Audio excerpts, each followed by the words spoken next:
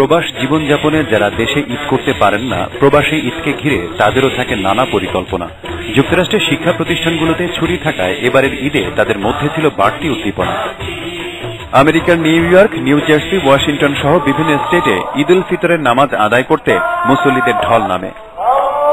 সকাল 9টায় নিউ ইয়র্কের ব্রুকলিন বাংলাদেশ মুসলিম সেন্টারে ঈদের সবচেয়ে বড় জামাত অনুষ্ঠিত হয়।